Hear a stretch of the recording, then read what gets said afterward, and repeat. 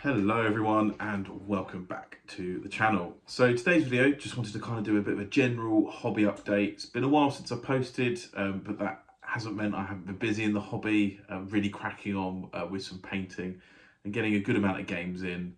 But now spring is here, it's finally starting to warm up a little bit and not be so drab after probably what in the UK at least has been wettest winter I can remember in a long time.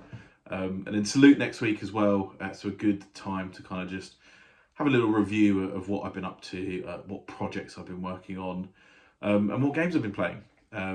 Pretty much two main painting areas. It's the British, for kind of 28mm British World War II army for the Sicily and Italy campaign. I play a lot of bolt action with it, but also it's built for chain of command. Which I do want to play more games of as well. And then on the other end of the scale, we've got the Epic Pike and Shot box. I've had this for nearly 3 years now. It's a massive box. I've been working my way through it. I'm putting on a game at the Broadside Wargame show in June, which is a bit of a deadline for me to get painting. And as well, there's the Slow Burn Russian Civil War project, which a couple of figures have got painted too. So you're probably bored of looking at my face already, and let's switch over to look at some of the painted miniatures I've done this spring. So starting off, we've got some British armour for the aforementioned British in Italy and Sicily project. These are all Warlord Games plastic vehicles. So we've got two Shermans, a Humber armoured car, and of course a universal carrier. Now, 28mm vehicles I think can be a bit challenging. I don't own an airbrush, and I've seen some people talk about the pros and cons. It's probably not something I'm going to look to explore. So I like to brush base and brush paint camouflages, and I really like the British two-tone camouflage you get at this period. It's something a bit different from the late war kind of just flat bronze green you get. And these are all quite nice vehicles to build up. I think these are all the Warlord Games ones, not the Warlord and Italieri partnerships. So these are slightly chunkier and a bit simpler to build. I have done a little bit of research for marking them up. So as you can see here, with that black rat, that's the 4th Armoured Brigade's emblem, and they were the British armour in Sicily. So while this platoon is for Italy and Sicily, I think I focused it on Sicily. You can get really into the unit markings, and my view is very much take as much pride in your collection as you want, but don't chastise other people if they're not as interested. I mean, I've done all the transfers, even given them names. So this is Stork, right? This one is called Old Bill. Just adds a little bit of character to the vehicles. So that's Warlord models with some Rubicon stowage, and then also some extra Warlord commanders as well. This is the Humber. This is marked up for 7th Armoured Division. I've used some weathering powder just to show all the dust and dirt at the bottom, just to kind of break up the two-tone, don't make it look too clean. But quite happy with them. Always like a Humber armoured car. I think overall, I really like British armoured cars. They look quite chunky, and if you've ever been to Bovington Tank Museum, they have, I think it's a Daimler or a Humber in their kind of D-Day exhibit, and it's nearly the same size as a Sherman tank. They're huge vehicles. And then finally, of course, it's not a British army without a universal carrier. I like the Warlord kit with this because it comes with some crew. I've done some head swaps, so these are both from, I think they're just the 8th Army kit. It might be the Commonwealth kit. I had a couple of sprees worth. So a chap with a Tam O'Shanter, and then just a kind of overall wall cap. And then because he's got Tam O'Shanter, I've marked this up as the Highland Division, 51st Highland Division that we're in Sicily. And of course, I really enjoy the look when you add some kit on the side. If you look at all the pictures, they usually look a bit well lived in. I mean, this was their home that they were driving around in. Of course, I didn't paint all the way in because you can't really see it on the tabletop. So yeah, that's all the British armour done for the moment. I've got a Churchill tank and a 25-pounder and quad to paint, but I'll probably be taking a break for this at the moment, and that's all the armour you need. But that's not the only thing I've painted for the British platoon. So next up we have a kind of real assortment of British figures here, both support weapons and infantry. So starting off, I did a medium machine gun. This is an Artisan's Designs Vickers gun. Nice chunky metals, that's details well sculpted. It was really nice to paint. I've had this in the stash for years. So I originally, when I first got into bolt action, first 28mm gaming really in, was first edition, so I want to say 2014, 2015. I wanted to do an 8th Army force with the Perry metals, and I bought this for it and then just never got around to painting them. I think I got rid of the Perrys because I like the chunkier Warlord Artisans sculpting, but he's finally out the stash after so many years. And a newer acquisition from the stash is this Rubicon 6-pounder. It's just a really nice gun. I really like the 6-pounders, Pack 50s, US 57mm, like that sort of gun. It's not so unwieldy as a heavy anti-tank gun. It doesn't dominate your scenarios, be it bolt action or chain of command, as much. And they had more of them. It's funny building a Rubicon kit, and they are really nice quality, but blimey, did it take a while to build this. I mean, the detail's fantastic, and if you're really into, I mean, these are model kits more than Wargamers kits, but if you're into your detail, then it's all there. The crew are fundamentally like okay, they've painted up all right, but again, they're a little, well, they're more true scale, aren't they? The modeler scale. So I think they were a little bit more challenging to paint. I prefer the slightly chunkier aesthetic, but I know it's not for everyone. I can't complain really for the bargain you get. And there's all options to do it as a kind of late mark and an early mark and a para mark as well. So there's a 6-pounder. And then on the left here, we've got some kind of assorted figures really. So just some extra plastics. So they've got this guy with a Sten gun. I think these show between this figure here and this figure here, it shows the conversions that I've done for my British platoon. So I've just mixed the British Northwestern kit from Warlord, the 44 to 45 set, and the 8th Army set. So in Sicily and parts of Italy as well, they had like a kind of mix of kit. They were still wearing shorts and the tropical khaki drill, the tropical drill, and then they also had the battle dress as well. I mean, in Sicily, it was hitting high 30s. When you read about it, the heat is massive. Probably not as useful for like Anzio when it's a lot colder, but when you go back to like late 44, they start wearing more rolled up sleeves and the tropical dress as well.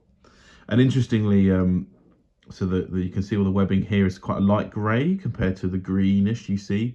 That's because they didn't treat their gear with a kind of cleaning paste, something called like Blanco, for in the desert and into Italy as well. So it's just a lot lighter and paler, which is really nice because it gives the figures a slightly different look. In here as well, we got this figure here, who was the book figure with the armies of Great Britain. He's a Warlord resin kind of brain gunner. Yeah, really nice model. I like painting Warlord resin. It takes the paint really well. It was interesting because I painted this figure, these plastic figures here, and then some of these metal figures at the same time, and you could notice the difference in the way the paint took. I do like metal figures. I mean, these are some real classic Paul Hicks sculpts, the original kind of bolt action miniatures line. Got some engineers here.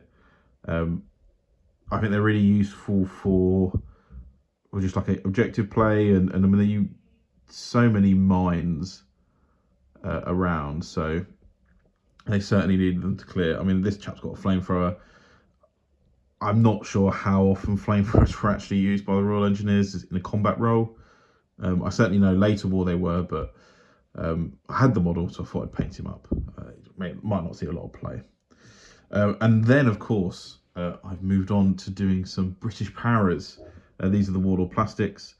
So now you people that really know the history about Sicily are probably going to complain that these are very inaccurate. For those that took on Primusol Bridge, 1st Parachute Brigade, they have got a later Mark Sten. These are Sten Mark 5s. They would have only had Sten Mark 2s. The pictures I've seen as well, I don't know whether they actually wore scrim on their helmets and they just had the kind of bare para helmet. But I will say, I'm not converting a whole para platoon to scrounge all these Mark II Stens. I think they'll do. It was challenging painting Denison. It's certainly time consuming, but I'm quite happy with the effect. And these guys look great. And of course, lots of my chat's going to be wearing berets because, well, look at that. It is, what a chap. It's just really cool. I do have plans to do, as I do with all my 28mm forces, I build them up for a chain of command platoon first. But I very much had a game of bolt action where I wanted to use some para figures and I wanted to try painting them. So later on this year, I'll do more British paras. Maybe not for the moment because they are time consuming.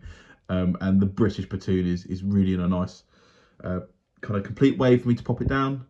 Then I've got like another stage of a Churchill 25-pounder and more paras to add later.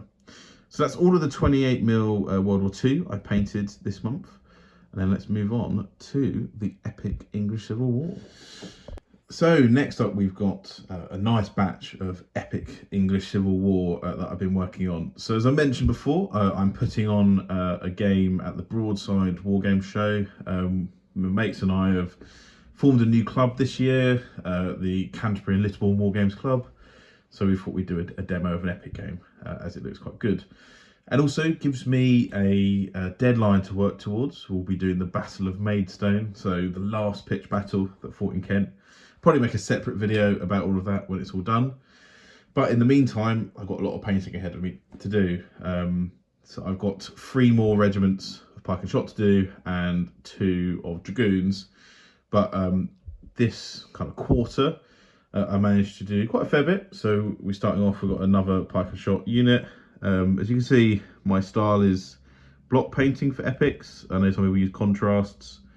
They look quite nice. I think this one, I've leveled them up. So this is the Earl of Essex's Foot Regiment. I use the AK pens to label these up. They're quite handy. And of course, paint your flag edges as well, just so they don't have that white dripping through. Yeah, really nice. I think in the end with epic, it's about them all together rather than them really lined up in one photo. I have been tactical, so I don't paint the feet of the front, the back rank, or the back of the feet of the front rank to speed up painting. So I've got 3 more of these pike blocks to do. I've also done 2 heavy guns. These won't be in the scenario, but I hadn't got any heavy guns painted up, so I just did a couple. Quite fun to do. So I've got kind of bronze cannon and an iron cannon. From what I've read, I mean, it wasn't artillery, wasn't standardised, it wasn't really used too much in battles. So it's kind of whatever you had around. Certainly compared to the Napoleonic period, when you start getting, well, the standardisation of calibre and lots more artillery. And something that's a little bit different is I've got these mortar teams. So it's like a Warlord resin set. You get 3 of them, and you get this command figure as well with it.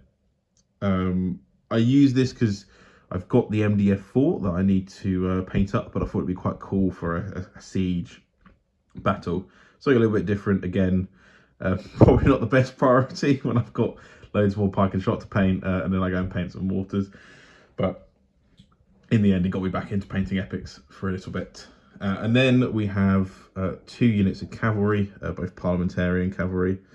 I do 4 figures a base compared to Warlord's 5, mainly because I also include the officer figure in the actual unit, just as a regular cavalry trooper. So that way I get 1 unit out of 1 sprue, which is really handy. So these are Henry Ireton's horse. Again, I do a little bit of research to see what they wore, but all the cavalrymen are wearing buff jackets and parliamentarians will wear mostly orange. Again, a bit of a mixed match. They haven't really come up with uniform supply lines as well. And then this is the Earl of Essex's horse, a slightly more vibrant orange, but I switched to the paler orange. I think they're both Games Workshop paints. This was Troll Slayer orange. Took about 3 layers to get it on, whereas I think this was called Squig orange. And went on a lot easier, and I kind of like the effect. And the horses are all contrast painted, a lot faster than block painting them, so quite happy with the result there. So that's the epic. 2 more cavalry units, a pike and shot unit, and some artillery. In the next few months, I'm going to have some more dragoons and some more pike and shot, and then some terrain to follow up as well. So the final and a lot smaller batch that I've painted is a few more figures for my Slow Grow Russian Civil War project. These are the Wargames Atlantic World War I Russians. These are painted up as some Russian white infantry. Fundamentally, pretty much the same uniforms as you get for the World War One Imperial Russians. They will sometimes have a chevron on the sleeve, but I didn't want to paint that. You can tell them apart from Bolsheviks because the White Russians will keep the shoulder boards on, so those are patchelettes, whereas the Bolsheviks took them off because it was a sense of hierarchy and authority. I bought this box set last year at the Replay show at the Royal Engineers Museum in Gillingham, and I kind of built a couple of them. I think because they're early Wargames Atlantic plastics. There's a little bit around arms. Some arms won't fit some bodies, and the poses might look a slightly odd. But actually, they've painted up quite well. And I do like this guy kind of battering someone with the butt of his rifle. And again, I mean, it's quite a niche thing to have plastics for, so you really can't complain. I built up some more, but I put an order in for some Empress Ukrainians. I've already built and painted some, but it's a bit of a slow grow project. It's very much passion based. I find the Russian Civil War incredibly interesting, both from a historical side. That's where a lot of my kind of academic research went for my master's degree. Also, as a kind of war game, I think it's an opportunity. You've got such a variety of kit, but not in the scale you see it in the First World War itself. So it can be really interesting to kind of game on a small scale. I've certainly tried a few rule sets out. I've got 0 Hour. I picked up World of Flame. I looked at Through the Mud and Blood. I think that was probably a bit more Western Front focused. I've even thought about Chain of Command and Bolt Action as ways to game it. So certainly something down the pipeline, but at the moment, just a little passion project every now and again. I'll paint some figures. So what else have I bought the last few months? I've mostly been good, he says, with an absolutely massive box of 50mm Ancients sitting in front of him.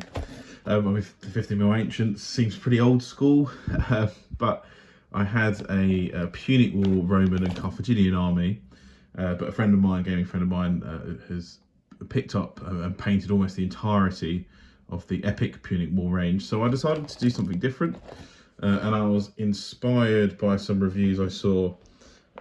So Boots on the Table, so Dom, of Rome's Conquest of the East supplement. So this is the Pontic War, so 88 to 63 BC, it says on the book itself.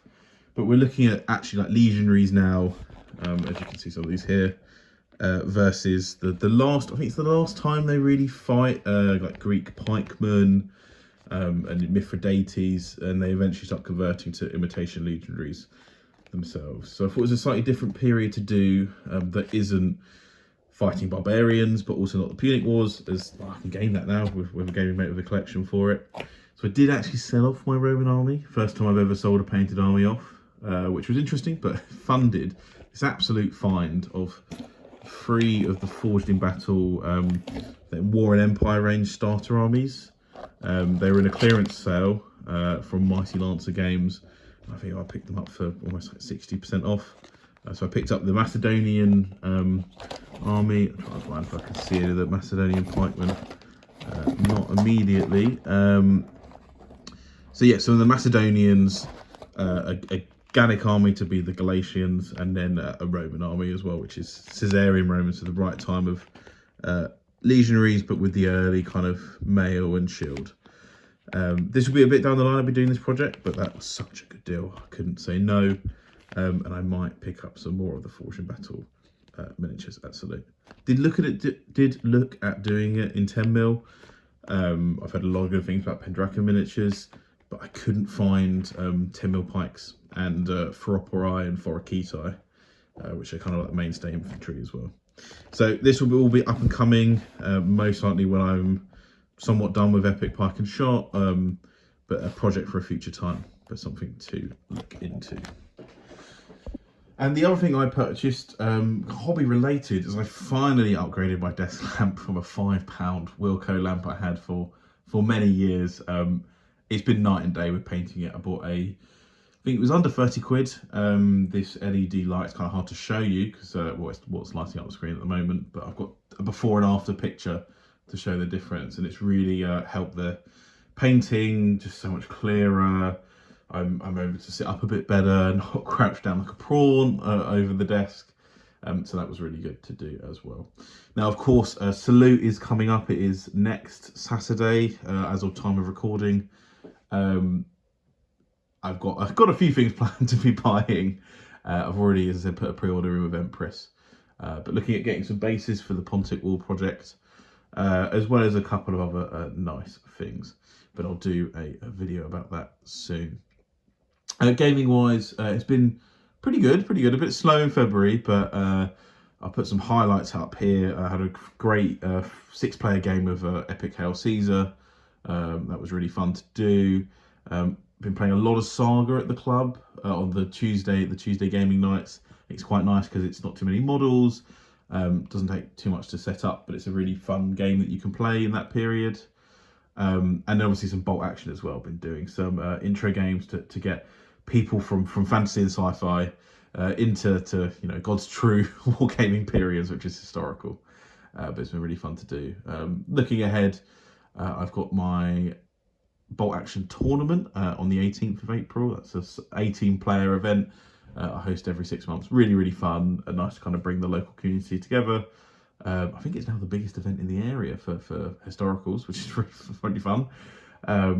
Does mean that I weirdly don't get to play many games, but it is what it is. And then obviously Salute. So it'd be great to see some of you at Salute. I'll be there helping out a local club called Milton 100. I think they're running a big sword beach game. So I've a bit of the muscle to lug it all around and maybe conduct the assault when the first generals have made a mistake or something like that. Anyway, thank you very much for watching the video, and I will see you all soon.